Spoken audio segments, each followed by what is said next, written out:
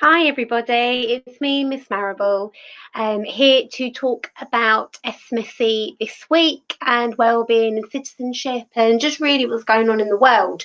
So this week we're going to talk about racism because of course everything that's happening right now in the world. So guys, as we know, unfortunately a man lost his life, a man called George Floyd on May the 25th of this year. Now, this single event has created a massive ripple effect all around the world. And I'm sure that you've been reading about it in the press. And really, the thing that I think a lot of people that are quite upset by was the way that he did die. So I know there's videos online. I have not watched the video, and I recommend that you don't either because no, I don't really want to watch somebody die. It's too painful. It's horrendous. But the nature of the world that we're living in with regards to digital media, our telephones, as in our iPhones, we can capture everything and we can post it straight online and it is there for the world to see. So I think because of this rise in technology, we have been able to see this unfold constantly, as it's happening as well. So this is kind of a timeline of what happened, where police officers were called to a shop where it was suspected that George Floyd was writing a bad check. The officer went to arrest him. He did struggle. And then the officer pulls Floyd away from where they're standing, from the car and onto the floor. He then applies pressure onto his neck with his knee. And during that time, that's when George is saying, I'm in pain, I'm in pain, I'm in pain, I can't breathe, and all of these things. So straight away, a lot of police officers have actually recorded themselves and posted it on social media. American police officers saying there's no way in our training that we are taught to do that. Nowhere in our training does it say to hurt somebody when we are arresting them. And that's the same with the British police as well. Nowhere in our training does it say to ignore somebody who's asking for help. So a lot of American police have come out to state these things and, obviously are doing a fantastic job. But unfortunately, we had a police officer here who did not act how he should have acted. So these were his last words. This is the police officer, and this is George Floyd. I think this is what's really, really has upset people. It's the fact that he's obviously asking for help. He's calling out for his mum at one point. Saying please sir. Yeah, awful, absolutely dreadful. Now, at the end of the day, the police have a job to do. By all means, if I call the police and, because I don't know, somebody was doing something wrong, I would expect them to go there to have the conversation and, if need be, arrest them. And that is what they need to be doing. However, something really did go wrong here in the way that this police officer behaved. So all across the world, guys, you'll see on this screen, people are upset. And you may have heard the phrase, no justice, no peace. Now, that basically means that without fair treatment according to our laws and according to American law or international law, we will never be able to feel safe, to feel happy and to feel calm. So we've got France, we've got Australia, Tokyo, Brazil, South Africa and London. Now, I do want to kind of touch upon the protests a little bit, and I will touch upon it at the end as well.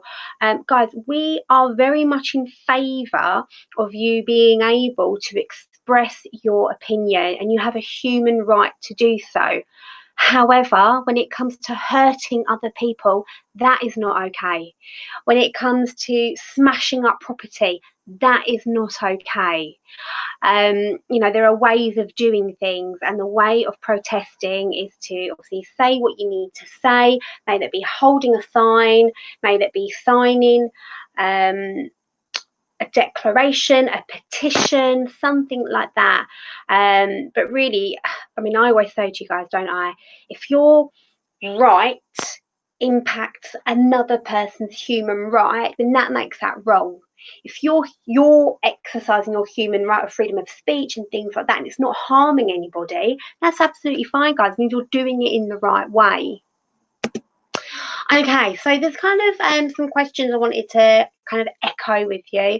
Of course, if I was in a classroom, we'd be having a great big debate and you'd be asking your questions and we'd have a class discussion around it. And obviously, because it's just me and my laptop, it's kind of difficult. So these are kind of the key questions I've been asked by my friends and by people on my social media. So is it right to protest? What type of protest is okay? What isn't okay? Wasn't the officer just doing his job? Why are people saying Black Lives Matter? Surely white lives matter too. Why should British people care about what happened to someone in the USA? We didn't know him. And why are people so upset? Now, as you know, guys, whenever we're teaching philosophy or citizenship or anything like that, we kind of bring these questions up, from the class, and we have a discussion about them for you guys to kind of make your own opinion. But what is really important is that you know the facts around things. So this is a presentation about racism. Kind of structural racism and why people have kind of exploded in this uproar of anger in the USA, and why people around the world have also felt this anger as well. So we're going to go through history, and then we're going to maybe talk about protests and things at the end, again to touch upon that, because there's a right way and there is a wrong way of doing it. And hopefully you'll be able to make up your own minds, and perhaps you'll be able to answer some of these questions for yourself. And if you do need any help at all, of course you can always email me. So I would like to go to Africa, and this is going to be before the slave trade, okay, guys, so around 1500s and before. Now, Africa was a thriving continent. Many African countries were very, very rich. They had immense resources at their disposal. And they were able to trade with other countries, and that they were doing all right. So of course we've got the ancient pyramids from ancient Egypt. We've got the Kingdom of Ghana, and they really were a sophisticated nation. Now, unfortunately, when Europeans discovered the land of the USA that we now call the USA, they called it the New World. They wanted to take the land and take its resources and to kind of build upon the empire, build upon the British Empire, Portuguese, Spanish, our European countries. Now, when they did that, they needed workers, they needed bodies in the USA to work the ground. And unfortunately, what they did was that they went to Africa. Here we are, the Kingdom of Ghana. And they stole thousands and thousands upon thousands of people, put them in boats and took them to the USA. So this is the slave trade. So in 1619, the white Europeans invaded African soil and they brought slaves to America. It was estimated that 6 to 7 million were enslaved. They were imported to the New World during the 18th century alone, and depriving the African continent of its most valuable resource, its healthiest and ablest men and women. Many died whilst being transported in the boats, and by 1860, slavery had reached nearly 4 million, with more than half living in the cotton-producing states of the South. So it's talking about the southern states of America, like Alabama and Georgia. Guys, this is, all of the factual evidence I'm giving you is from history.com, of course. And really, this was the moment that I think that we need to kind of reflect upon right now with the Black Lives Matter movement, because this is really where it all stems from. You know, going back, a thriving nation to its people being captured, taken from their homeland and brought to a new land and stripped of every single human right you could imagine, guys. They were no longer people. They were treated as animals. They were treated, they weren't people. They were the product of their owners, of the white Europeans. Now, a lot of it does stem back to Portugal as kind of starting the slave trade, but we, the British, we certainly had a massive part to play in it, and we have profited from the money that we accumulated from selling these people. And I think I'm going to talk about it later, but you would have seen a statue perhaps in the news being pulled down in Bristol. You know, loads and loads and loads of people are there. And they've pulled it down and they've thrown it into the sea. And the reason being is that that man, the statue of the man, was a slave trader. And lots of people in Bristol are very, very unhappy with it being up there. And I think, and unfortunately, our history is kind of plagued with a lot of this behaviour that right now in the year 2020, we're like, what the hell? How did that happen? That's terrible. But obviously, if we go back in time, it wasn't an issue then, because I guess people were not as, you know, emotionally aware, intellectually aware, and spiritually aware. You can't treat other people like that. It's against any sort of human decency. So yeah, so that's just a bit of context as to, again, what's going on in the news right now. Now, if you look here, you've got a newspaper clipping that says, you know, to be sold on board the ship. And obviously they would call black people then Negroes. Now, that is a term that we would never ever use now. You wouldn't say that. You know, if you want to talk about race, and we do that a lot within sociology, you would say black.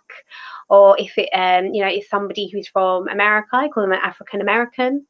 There are a lot of black people living in the UK that are like, if you say to them, you know, what is your heritage, they would take that as a form of racism, because they're like, well, I was born here, I am British. I don't know where my ancestors came from, because, you know, I only know my mum and my dad. To be fair, I don't know where my ancestors are from. I haven't got a clue. So, you know, someone asked me, you know, oh, you know, you look a bit of a different colour, what are your ancestors? I'll be like, what are you talking about? Like, I haven't got a clue. So yeah, so the whole idea about, you know, name calling as well is significant. I'm glad I brought that up now. Now here you can see a boat. This is the boat that's designed to carry these stolen Africans over to the USA, and loads of people died, guys, on the way over. I remember learning about this at school, around the slave trade. And you know, I can't believe that the slave trade is no longer on the curriculum. Well, to my knowledge, it wasn't, because when I was creating lessons on racism, I checked with the history department in the history curriculum, and it said it wasn't on there anymore. I think it's so important that we do learn about this, because of everything that's going on right now, and you know, to understand why people are so unhappy about things. Because when you gain an understanding of how other people are feeling and thinking, that can resolve conflict. Whereas if you've got no idea, you know, why are all these, you know, hooligans protesting and stuff like that, you've got no idea, that will cause some kind of conflict between you and that person, and again, just more upheaval in society. So it's important that we know about this stuff. Okay, so the main reason why obviously the Europeans wanted African slaves is because of the cotton fields. Now, this is the rise of the cotton industry, also the tobacco fields, and they just needed people to work those fields. So in 1793, Congress, which is kind of like their parliament, they create laws, passed the Fugitive Slave Act, which made it a federal crime. So it was a crime to assist an enslaved person trying to escape. So here's just, one piece of legislation which is really, really important to kind of understanding how Black people were treated in America. They were taken there against their will. They couldn't speak English. They had no idea what was going on. They were treated terribly. They might have been put in a boat and, someone could have died next to them. Think of all of the trauma that they've gone through.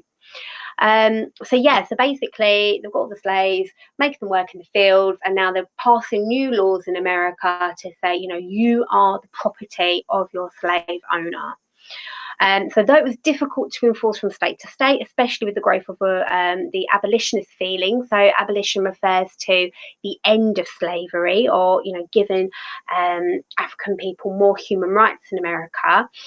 And that was mainly in the north, because in the north they didn't have many, they didn't have any cotton fields and things like that. It was primarily the south of America. So really, we're going to talk more about this north and south divide, and it's really the southern states that wanted slaves because they had the land and they had the cotton industry that they needed people to work on. So the law helped enshrine and legitimize slavery as an enduring American institution. So not good times. Okay, the next key thing I want to talk about is 1831. So we're kind of skipping around 40 years now. So 40 years later, this is just one example of how a Black slave actually tried to escape, and what happened to him. So again, these are really, healthy people that they've brought over to work the land. You might be thinking, well, why aren't they resisting? Why aren't they fighting back? How did they capture them, and what happened? And really, a lot of it was just down to the degrading treatment that they suffered once on American soil. And just really not knowing what on earth is going on. So Nat Turner, and there's a film here called The Birth of a Nation, and I think this is I have seen this. I saw it at the cinema. I check with your parents if you can watch this. There are some really distressing scenes which kind of capture how people were treated during that time. It is an eye-opener. It is important to obviously understand what happened so we can understand why people are feeling the way they are today. But please double check with parents before you go ahead and watching this film. So Nat Turner was born on a small plantation in Southampton County, Virginia. Turner inherited a passionate hatred of slavery. He was born of an African mother, and he came to see himself as somebody who was appointed by God to lead people from their slavery. So he kind of rallied the people who were working with him, his fellow slaves, under his housemaster, and they actually killed the housemaster, and then tried to obviously then escaped, and then were fighting the local people, the slave owners, and as they were doing that, they were freeing all of their slaves. So he kind of built an army around him. Unfortunately, of course, many people died during this time, and the law enforcers was able to capture him, killed all of the slaves that had revolted and tried to get their freedom. And out of that, guys, there was more laws that passed, and really the slave owners became even more harsh with their treatment of their slaves, because of course, they've heard of this guy called Nat Turner who killed his housemaster and then fled and was rallying people up, and obviously this really scared a lot of slave owners. Obviously they wanted to live, they wanted to have their property still as their property, their slaves. So this is a really important, again, and I'm going as well, guys, I'm sorry, but it's hundreds and hundreds of years here and I've taken it a good couple of hours to kind of get this PowerPoint together now, and I'm just picking out some key bits. There's so much more, during these years and this time. Okay, so and next kind of step towards freedom was the abolitionism and the Underground Railroad in North America, to North America. They were fleeing from the South to the North in 1831. So this was fueled both by slaves' efforts to liberate themselves and by groups of white settlers, such as the Quakers. The Quakers were a religious group who opposed slavery, residing in the north of America. So they've got this north-south split. And it was formed in reaction to Congress passage of the Fugitive Slave Act of 1793 and the tightening of codes in most southern states. As I said, about the tightening of codes about how they were treating their slaves, a kind of code of behaviour. Because as well, even though, you know, with America, there's lots of different states and each state have particular laws. So it's very different to us in Britain, where we've got our kind of English law. And kind of Wales. So I think they do have their own laws in Wales, but they're pretty much, you know, we're pretty much together with it all. But in America, it is quite distinct depending on states. So basically, there was an anti-slavery northern safe haven, essentially, and they were trying to help Black people to escape from their slave masters, and they did that via an underground railroad where they would run through and just try to escape as much as they could, you know, from their white slave owners.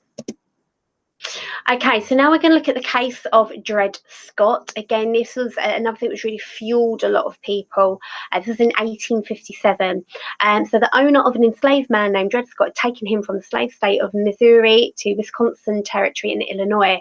Now, in Missouri, slavery was not allowed. It had been completely outlawed at that time. So when he returned, oh no, I've got that wrong way around. Sorry, outlawed from slave state of Missouri to the Wisconsin Territory in Illinois, where slavery was Illinois was outlawed. Sorry, and Missouri wasn't. Missouri was a place where you could own slaves. So when they returned to their home state, he then tried to, the slave, who was Dred Scott, tried to take his slave owner to the Supreme Court to try and get him charged, essentially, for having a slave in a state where it was completely outlawed. Unfortunately, he lost. Dred Scott did lose. And this was really, really quite something that hurt a lot of people who were against slavery, so the abolitionists, whereas the southern slave owners, they enjoyed it, and it was like, yep, okay, this is now reinforcing the fact that you are my property and you are not allowed to be free. You know, you need to do as I say. So again, you know, this was another key moment in history that people were upset by. Okay, guys, so the Civil War and Emancipation of 1861. So basically, this was under President Abraham Lincoln, where he changed the legal status under federal law of more than 3.5 million enslaved African Americans in the Confederate States. These are the northern states. So as soon as a slave escaped the control of the Confederate government, either by running away across Union lines or through the advance of federal troops, the slave was permanently free. So this was really, really, really, really important, guys. This was kind of the first piece of legislation that said, yes, okay, you can be free. Of course, it's not across the whole of America. But it was, again, another kind of stepping stone. Well, really, not even the first key stepping stone of allowing Black people to have some sort of freedom, to be free in America. So this was really, really important. Then 1865, we see a whole load of different amendments and laws saying that Black people can now be free. So in 1865 and 1866, it was the abolition of slavery. So through the Union victory in the Civil War gave some 4 million enslaved people their freedom, and significant challenges awaited, however, during the Reconstruction period. And these challenges included the creation of the KKK, the Ku Klux Klan. There was some tightening of codes, the Black Code in the southern states. So although it was the abolition of slavery, there was still a lot of issues that were going on. So again, we're taking the right steps. And of course, this was a really, really long process if we compare it to when slavery began in the USA. So one example we can talk about here is the Jim Crow laws as being one of those big challenges. So by 1885, most southern states had laws requiring separate schools for black and white students. By 1900, persons of colour were required to be separated from white people in railroad cars, depots, hotels, theatres, restaurants. And it was this whole idea of separate but equal. So they're saying, yeah, you are equal, because if we go back, according to this law, the 15th Amendment that really did start to give black people citizenship within the USA, you then had this, these kind of different state laws which said it was lawful for you to be separated. Now, if you've watched the film Hairspray, this is what we're talking about here, where they're not allowed to, dance together. And of course, I know a lot of you took part in the show that the school put on. Okay, we've now got Marcus Garvey, 1916. He was really a prominent person for black rights. He was Jamaican born, and he appealed to the racial pride of African Americans. He said that black is strong and black is beautiful. So he was a really controversial figure in the fact that he said the only way for black people to feel good is to actually go back to Africa. Leave, the slavery behind in America, and let's go back to Africa. He did attract a lot of followers, but then politics happened, and he got charged with fraudery, and he had to go to prison and things like that. And then he kind of died down, and then he came and lived in London until he died. So he was, again, we're coming now from a place of slavery to really harsh treatment, to black people being the property of their slave owners, being killed, to now having laws to say, yeah, okay, you can now have your freedom, but then we've still got all of these issues. And now we've got this first person here, Marcus Garvey, to actually stand up for black people and be like, be proud of who you are, be proud that you are black.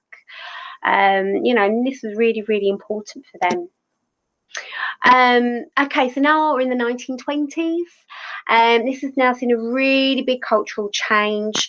So really it's called the Harlem Renaissance, also known as the Black Renaissance or the New Negro Movement. It was marked by the first time that mainstream publishers and critics turned their attention seriously to African American literature, music, art and politics. Now, I know today we've got amazing poets and creative black people, and of course before then, back in those days, these weren't seen as people, they were seen as property. So therefore, the things that we can enjoy as in, literature and songs and things, although it had always kind of been deep rooted, it was never really given attention. So in the 1920s, this was really now the birth of kind of rhythm and blues, kind of seeing the beginnings of soul. And here's some names that you may recognise. So blues singer Bessie Smith, we have pianist Jelly Roll Morton, band leader Louis Armstrong, composer Duke Ellington, and just loads and loads of names of amazing black artists who are residing in America, obviously born from people, their ancestors were slaves. And try to think, knowing that your mum or your dad, well, both your mum and dad were slaves, and they were stolen from their home country and brought to America, and and suffered. That's a really, really difficult thing to get your head around. And really, to just have a nation, just to crack on and to, be as one within a society. It is always going to be plagued with this kind of strain. But peace was really, really, really important for the majority of people, and therefore, to celebrate artistic expression is really, really a fundamental thing of the 1920s. We then skip forward to 1954. We have Brown versus Board of Education. Now, this is really the birth of the civil rights movement that a lot of you learned about with me when we looked at Martin Luther King Jr. and Malcolm X.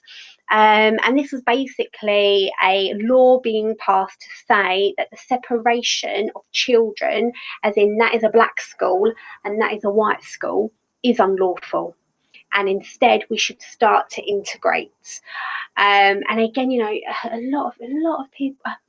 Yeah, loads of people were racist at that time. Of course, you did have some people who were really, you know, embracing human rights and equality and have kindness and compassion.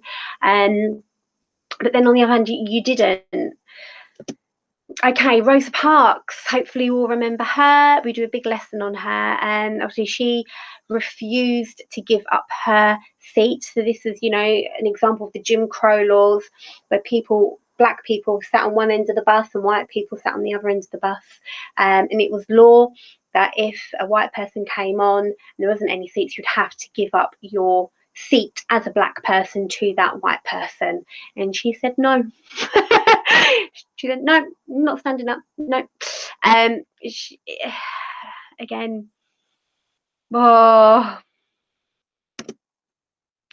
Okay, Central High School integrated, September 1957. This is called Little Rock.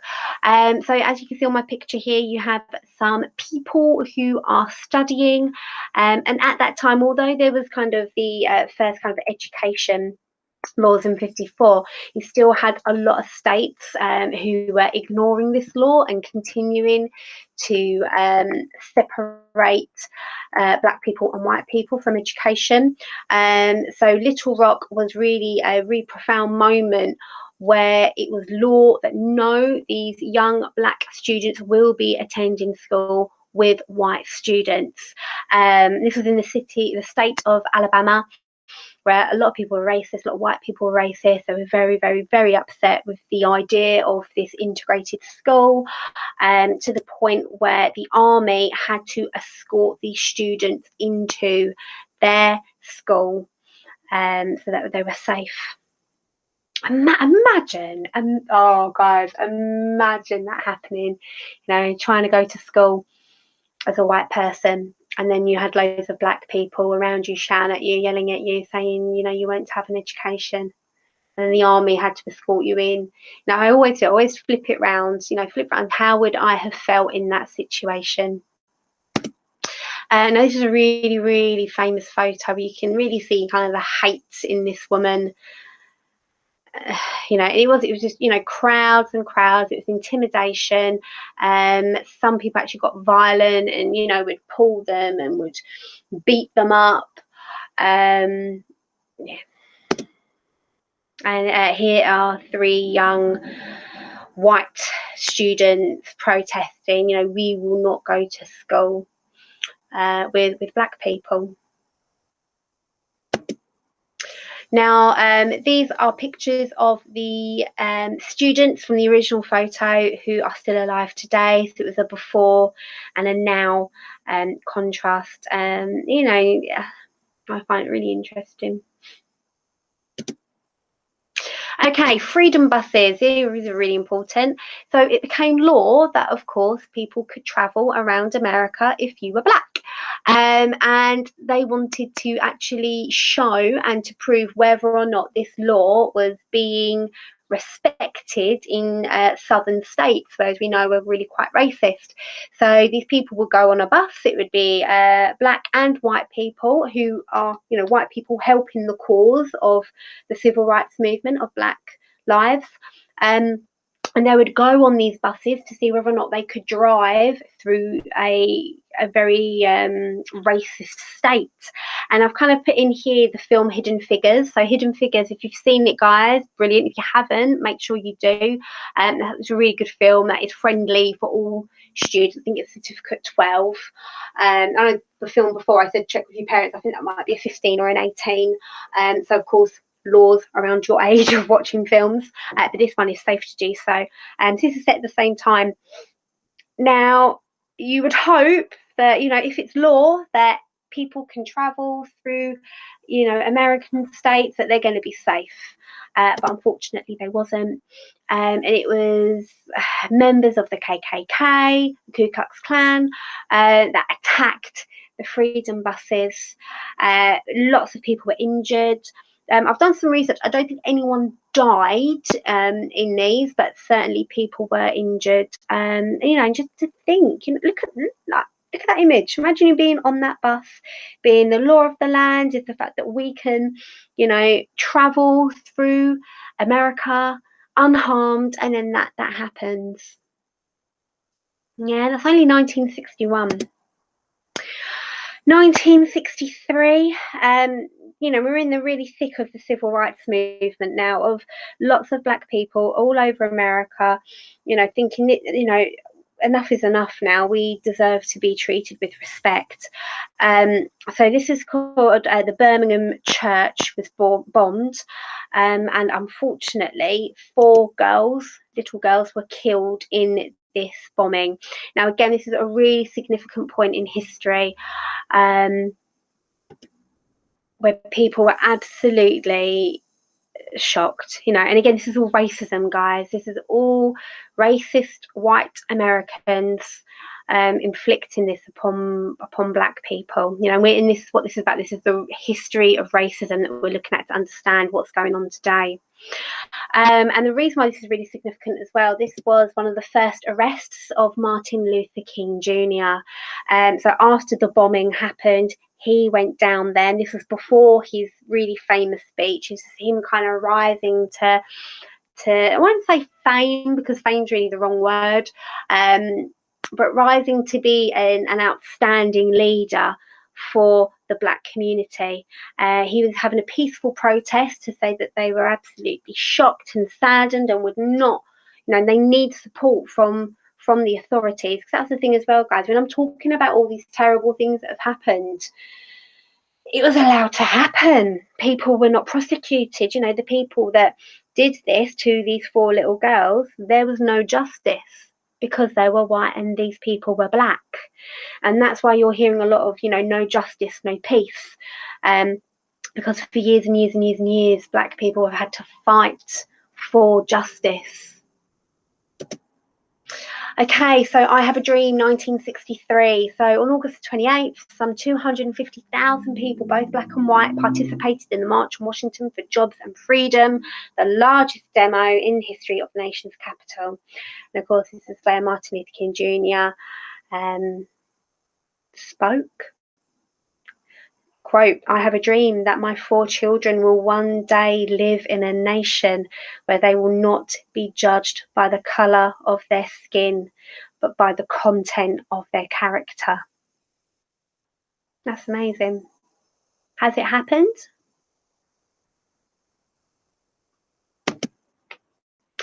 Okay, Civil Rights Act of 1964. So we've got double there, July 1964. So this is a really important piece of legislation, guys. And this is why, we're looking at citizenship, because citizenship is all about the laws and the rights that we have as human beings so that our society can function. So this act gave the federal government more power to protect citizens against discrimination on the basis of race, religion, sex, or national origin. So it was signed by the president, and it was also signed by Martin Luther King Jr. It was televised, so you can go onto YouTube and watch it. And the pen that Martin wrote and signed his name to say this is going to be the new law, he said was one of his most prized possessions. So the fact that the President of America has asked Martin Luther King Jr. to come and be part of this law, to say, you know what, you are right to be protesting, you are right to be angry with the way that America has treated you. This is all the right steps to creating a peaceful society. And it's all very well, the government saying this is what's going to happen, but at the end of the day, the government cannot change the people's minds, the people who are making society. And that's why it's so important that we have shared values. Shared values are beliefs that we all deem to be important. So if we all believe that racism is wrong, then we will not have conflict. If we all believe that homophobia is wrong, then we will not have conflict. But unfortunately, we still have people who think that discrimination is okay, and then that's when you have all of this uproar like we have today. Okay, Malcolm X. Malcolm X is a very, very important person. If you haven't watched the film on his life, it's like 3.5 hours long, directed by Spike Lee. Spike Lee is an amazing Black African-American director. He's done some really, really great films around American and Black rights. Stars Denzel Washington. Recommend that you watch it, guys. So Malcolm X started life with his dad being murdered. He was a priest, and unfortunately, the white community threw petrol bombs into their house. And this was normal. You know, they'd wake up, there'd be fire everywhere, they'd have to run out. You know, this is. And yeah, so that's how he started his life. He then turned to drink and drugs and theft. He wasn't allowed to really. He went to school. He did go to school. He was taken away from his mother. And the school that he went to, he was the only black boy in the class. And he said to his teacher he wants to become a lawyer. And the teacher said, no, you can't because you're black.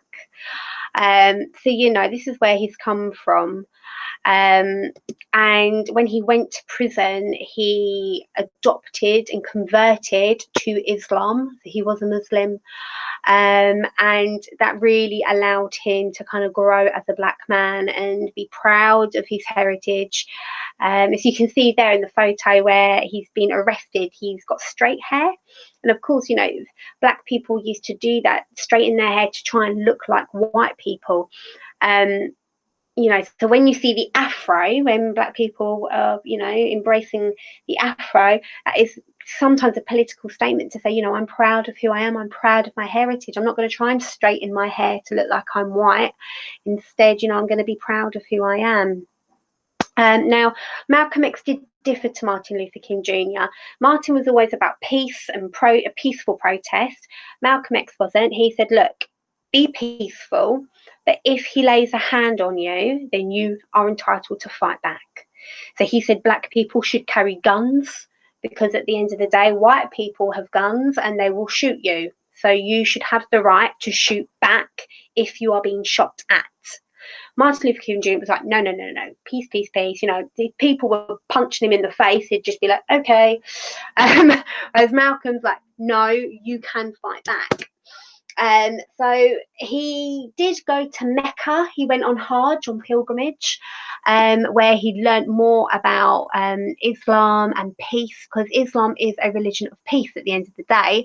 When he came back, he was much more peaceful. He was willing to work with other organisations. And worked with Martin Luther King Jr. Now, unfortunately, he was assassinated by one of his allies, who used to be an ally, not anymore. Yeah, but that was, again, a really, really sad day because he was a really prominent person for the civil rights movement. Okay, so now we're looking at the 70s. Now, this is the whole idea of rise of the Black Power movement. So Black Power is a form of both self-definition and self-defense for African Americans. It called on them to stop looking to the institutions of white America, which were believed to be inherently racist, and act for themselves, by themselves, to seize the gains they desired, including better jobs, housing, and education. So basically, guys, the black community was like, okay, you've passed these laws, but we're still not seeing it. We've still got racist teachers. We've still got racist police officers.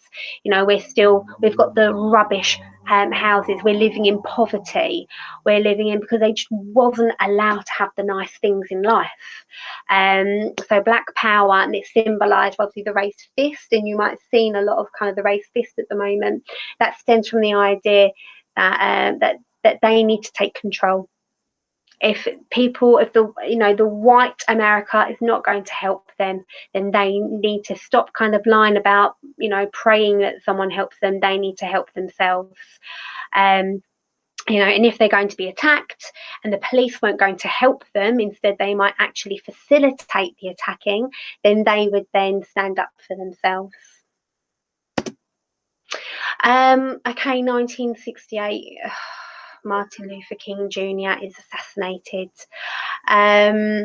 Yeah, his assassination was from a white racist, whereas Malcolm X, it wasn't. It was a fellow part of his Muslim African American organisation.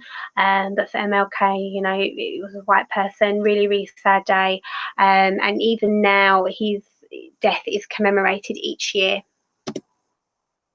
Okay, so we're now going to skip to 1992. Now, the reason being, guys, is that we're now going to kind of look at some really high profile cases where people have reacted in the way that we are reacting now, that we're seeing. So in 1992, Rodney King was killed by the police in LA. It was captured on videotape, and many demanded that the chief of police for LA should be fired because of this. And that his killer should be charged with murder. And unfortunately, nothing happened.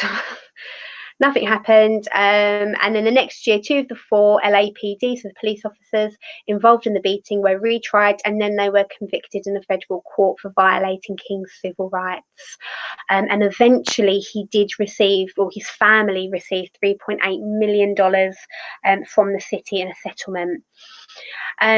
So, guys, a lot of people say, you know, why are people protesting? Why did they protest at that time? You know, A, it shouldn't have happened, the murder that took place with Rodney King. B, when it does happen, the police officer should be treated, some believe, should be treated as a murderer because he has murdered a life and therefore should be charged or held in custody or whatever. When that doesn't happen, lots of people become angry. You know, I don't know the ins and outs of Rodney King on why he was pulled to one side. But, you know, certainly in the UK, we do not kill people when we arrest them. You know, that is unlawful. That is not okay. You know, if I was walking down the street and suddenly a police officer just said hands up and then shot me, you know, and that wouldn't happen because by profile, I'm a white young woman. I don't really pose much threat. However, with black men, it has become like a stereotype that they are troublesome and they are to be feared by the white person. And this is one of the feelings that is, unfortunately, is still out there for some people, not for all people. But, you know, but this is kind of where the feeling is coming from. Okay, happy news. Barack Obama becomes the 44th US president. And now, again, amazing things for black rights. The first black president. Yeah, sorry.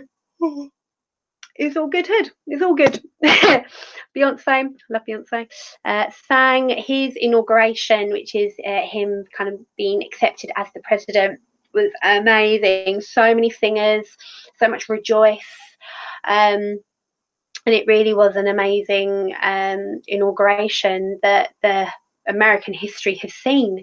The most people ever that attended his inauguration, and equally blacks and whites were welcoming him. Of course, he did have some, again, cause unfortunately with racism, guys, you know, where do you learn it? Where do you learn to be racist? And unfortunately, it is from family members or perhaps from personal experiences. I always talk about my stepdad. You know, my stepdad was always racist, always said racist things, and that didn't make me a racist. Instead, it made me completely go the other way, and now I'm doing the job that I do. But unfortunately, but that's only because I've had education and I've been to school and I've been to university. Whereas if you're uneducated and you don't have maybe many friends of different ethnicities and you're raised in that household, you're still going to have a lot of kind of racist prejudice because, of course, you know, mum and dad or your be all and end all, and you're going to believe in what they say. That's just socialization. And of course, you should listen to your parents. But unfortunately, some parents can be racist or have prejudiced viewpoints, which are not acceptable in the modern world that we have. So yeah, an amazing day. Okay, so now we're going to look at the Black Lives Matter movement. Now, it really did begin in 2013, and it was first used by an organiser called Alicia Garza in July 2013 on Facebook. And it was a post in response to the acquittal of George Zimmerman, who was a Florida man who shot and killed an unarmed 17-year-old boy. So, young boy, unarmed completely, shot dead. And then the officer was, nothing happened to him. So really, this was again another movement, another piece of, social action of people saying, no, Black Lives Matter. Come on, what's going on? Just because he's a black boy, nothing's going to happen to the police because it's just a black boy and the black boy doesn't matter. Whereas if it was a white man that was killed, then, they would be held to account. So this is where it all comes from, the Black Lives Matter, from this young 17-year-old boy who was murdered. So their mission, Black Lives Matter, is to eradicate white supremacy and build local power to intervene in violence inflicted on black communities by the state and vigilantes. So basically racists. To say, no, stop, please don't harm me. I'm going about my own life. You're going about your own life. There's no reason to come over to me and to talk to me and to be racist towards me.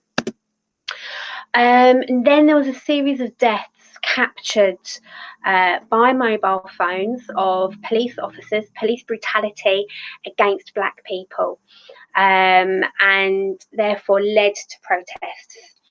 So in 2014, Eric Garner was choked by the police in New York City. Police officer fired for 5 years. Oh, it was 5 years after, that the police officer was fired after he killed Eric Garner. And again, people will say the only reason why this police officer was fired for getting this man into a headlock on the streets and choking him to death was because of the protest that happened. And if it wasn't for the protest, then perhaps this police officer would not have been charged and perhaps would have killed another black person in their line of duty. Okay, Michael Brown killed. He was unarmed and was shot by a police officer in Missouri. The officers were not charged with his murder. Now, this one, guys, is... obviously, I've been spending all morning making this PowerPoint to present to you to just kind of give you some background and context of why people are doing the things that they're doing now. Apparently, the boy that he was with, it was two young black men. He was obviously killed, and his friend said that his friend, he was going, don't shoot to the police officer, and the police officer shot him to death. 2014, Tamir Rice, 12-year-old boy with a toy gun. He was shot to death by a police officer. The police officer received no charge. So obviously this is the young boy. That was him with a gun, with a toy gun. That's the reason, guys. I don't know. I'm sure some of you, I remember a time, I think it was when I was head of year for year 8. So you guys are now in year 10. And a load of boys brought in toy guns, and I went ballistic at them. And they had and looking back at them, probably they didn't understand why I went ballistic. I was like, guys, you can't bringing toy guns to school. And I kept them in my cupboard. And it was because I had this case in my head. Because if you're seen walking around the streets with a toy gun, a police officer could shoot you because they think it's real. Because that's what happened to this young boy. Okay, 2015, Freddie Gray died whilst in police custody from spinal injuries in Baltimore. Officers were not charged with his murder. Now, I am not saying that this young man in particular, I think was known for, I think maybe drug offences or something like that. I'm not saying that everybody's innocent, no way at all. Just presenting to you that these young black men have killed from police brutality, and that's what stemmed the Black Lives Matter movement of people protesting, wanting to make sure that these police officers are held to account. Because if they're not held to account, they can run riot, as in they can kind of kill whoever they want to kill under their custody. you know, that's just unheard of. It means I'm not safe, you're not safe, nobody is safe. So there needs to be, even though the police officers are there to protect us, they also need to protect the criminal as well that they are arresting. You know, you arrest, you handcuff, it's prison, you know, and they're taken away from society so they cannot harm anybody. It doesn't mean you need to kill them. And that brings us up now to 2020. You know, people do not want to be protesting right now, guys, but I hope maybe we can kind of empathize with why people are feeling upset. If you do not feel upset, that's absolutely fine. If you do not, you know, think this is, you know, important, or, you know, you're entitled to your personal opinion, it's absolutely fine. But as you can see, guys, it's swept over the world, and we need to have empathy for one another. In religious studies, in philosophy, we call it respectfully disagreeing.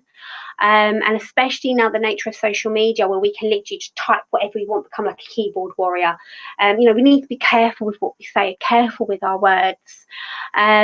So 2020, George Floyd dies by a police officer kneeling on his neck, although Floyd pleads for him to stop. And there were 2 police officers standing by, and they did not stop it from happening. Now, the officer that was kneeling on his neck, he has been charged with his murder.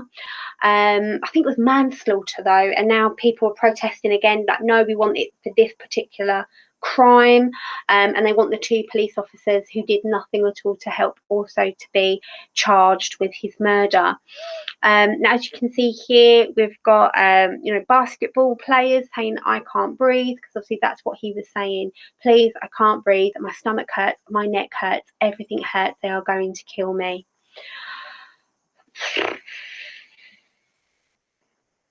Down on the left hand side there is his little girl. I don't know if you've seen it, but there's a video of her on, I think it's her uncle's shoulders, or, you know, for your family member, saying my daddy has changed the world, which I think is a really, really lovely way that she and her family are encouraging a really kind of positive outlet that her father has just been killed by a police officer. And Kanye West has kindly paid for her college tuition. Hey, Kanye. So here in the UK, guys, you know, we still have issues like this as well. Thankfully, our gun problem is not as bad as America. We still have a gun problem in this country. And the most kind of recent race riot that we have had with the Tottenham riots in 2011, where Mark Duggan was killed by police. Again, he was shot dead when he was in a cab in London. It was believed that Mark Duggan had a gun on him, but when they actually looked at his body, there wasn't a gun to be found. Again, you know, look into this, guide if you're interested around these different cases. But of course, that then led to a Black Lives Matter back in 2011 for that protest. So a lot of people kind of been saying, you know, oh, you know, Black Lives Matter, what about white lives too? And I think that, you know, I've had friends say that, and I think that when we say, you know, when you're hearing, oh, what about white lives, people are not understanding what Black Lives Matter is, because Black Lives Matter has never, ever, ever, ever said that white lives are not important. And I've kind of showed these 2 pictures here to kind of get that across. So it says, we said Black Lives Matter, never said only Black Lives Matter. We know that all lives matter. We just need your help with Black Lives Matter, for Black lives are in danger. And I've got another image here. So Black Lives Matter, Black Lives Matter. Actually, all lives matter. Well, yeah, of course, all lives matter, dude. The point of the phrase is that Black lives are being treated as expendable by the police and the government that employs them. If someone says save the rainforest, you don't respond, actually, save all forests, do you? So just because we need to save the rainforest doesn't mean other forests have no value. It's just one needs our focus right now because the situation has gotten out of control. Other guy says, I guess I never really thought of it that way before. But if I change my mind now, doesn't that make me a hypocrite? A hypocrite is someone who says one thing then does another. No, it means you're growing as a person.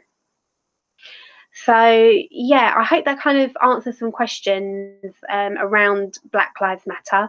I saw an interesting post where it said, would it make people feel more comfortable if they didn't say Black Lives Matter, but Black Lives Matter too? You just had the two at the end, as in, you know, that they do too, as well as white or Asian or whoever. So yeah. Now, these are, of course, protests that are going around. Again, I found this. Why can't you protest peacefully? And you'll see you've got all the burning cars and things like that. So, see, that is one way of protesting. Is it the best way of protesting? Arguably, no, and arguably, yes. Depending on how you see things. However, as I've said, it's a really good rule of thumb to think if what I'm doing impacts other people's human rights, then don't do it. It is bad. So if that was my car parked down the street and someone had burnt it, that's not okay, guys, is it? That's really not okay. And then we have here protesting with the signs. We've got people kneeling in silence. We've got people speaking. We've got people boycotting award ceremonies. Hands up, don't shoot, justice for Mike Brown. You know, loads of different ways of being protesting. Someone obviously pulled down a slave trader statue. And here, guys, is a protest that happened in the South End. That if you can recognise the arcades and things. So there's lots of different ways that you can do it, guys, and to get your opinion across if you feel like you would want to. But it's really important that you are remembering to disagree with respect, to have an open mind, to think about things from the other point of view, and to not get in confrontations and arguments, because that's not what it's all about. Black Lives Matter is about peace, wanting peace and justice for those who have been murdered by police. That's what it is. That's what it is.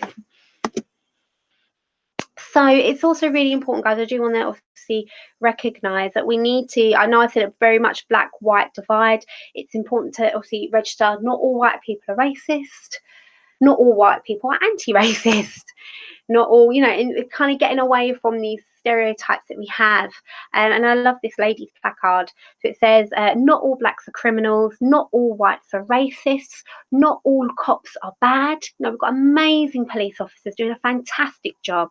And ignorance comes in all colours. So if you need any help, guys, you want to talk about this more, then please feel free to email us at wellbeing@ormstonriversacademy.co.uk. You can go to Childline, Couth, Young Minds, talk to your parents, your carers, your family, teachers, mentors. You can email me, anything that you need. Now, I do apologise if I've missed some stuff out. As you know, guys, it's so complex and there's such a long history. And apologies if I've got some dates wrong. I have just taken them all from the history.com website. And hopefully we can build a better future, a more peaceful future. At Ormiston Rivers Academy, we do not accept racism of any kind. Racism can lead to a permanent exclusion, depending on the context. And yeah, just be nice. As Jesus says, love thy neighbour. So that is the end. Thank you so much for listening, and I hope you have a lovely rest of your day. Bye.